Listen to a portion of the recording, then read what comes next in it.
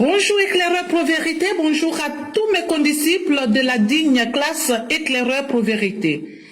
Mon édito aujourd'hui a pour titre « Il vaut mieux tard que jamais ». Parfois j'ai envie de dire « union, discipline, laxisme ». Je me demande s'il existe dans ce bas monde un pays qui soit autant patient que le nôtre avec les malfrats. Le pays s'est montré si indulgent dans le milieu politique qu'un concept y est né. Il s'agit de la violence. Au nom de cette violence, l'équivalent de la population d'une ville moyenne a perdu la vie depuis l'indépendance en 1960 jusqu'à nos jours.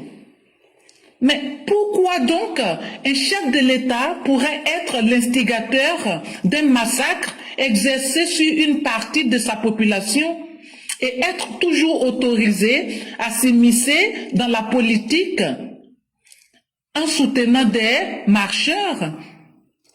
Pourquoi il fut même un temps où il a eu le champ libre pour battre campagne à la faveur de la dernière présidentielle? Or, nous, EPV, avions attiré l'attention des autorités sur ce fait. Une simple mise au point aurait évité les événements tristes survenus ça et là, à Bonoa, à Yamoussoukro, à Nayo. C'est aussi en Côte d'Ivoire que les presque quinquagénaires aspirant au pouvoir d'État se vantent d'avoir eu recours à la terreur, à avoir fait la prison, et comme si cela ne suffisait pas, à avoir tué. Cependant, nous constatons une timide mais réelle dynamique de la justice.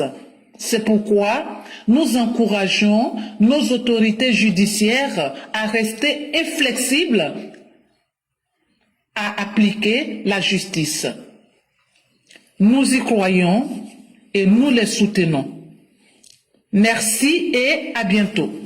Merci infiniment à Mère Blanc. Merci encore pour cette volonté de justice et que nous n'avions cessé de prôner depuis des années.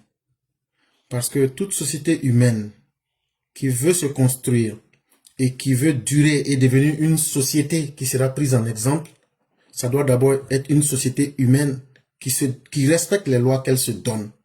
Or, chez nous en Côte d'Ivoire, pendant trop longtemps, les plus puissants de la République, qu'ils soient puissants financièrement, qu'ils soient puissants politiquement ou religieusement, puisqu'on a vu une certaine église catholique livrer Guy Robert, on a vu une certaine église catholique être dans des deals politiques pour diviser la Côte d'Ivoire. Et donc, selon qu'ils soient puissants, eux, les lois n'étaient rien en face. Et eux pouvaient toujours être exemptés des lois. Et pour finir, cela a créé le lit des impunités en Côte d'Ivoire. Et ça a créé des désordres et ça a mis le pays en mal. Est-ce que la Côte d'Ivoire peut survivre si nous devrons continuellement persister à favoriser des citoyens qui sont tellement importants que eux peuvent se permettre toutes sortes de crimes, mais eux ne peuvent jamais rendre compte? C'est quel monde que nous allons véritablement construire?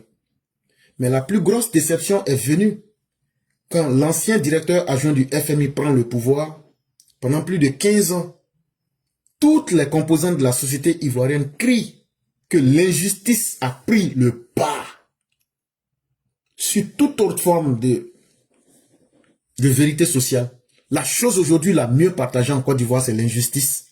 Ça fait très peur et c'est très dangereux pour ceux qui s'asseyent et qui essaient d'imaginer le futur de la Côte d'Ivoire. Si nous continuons à ruser avec la justice, si nous continuons à avoir un rapport malsain avec la vérité, la Côte d'Ivoire sera en danger.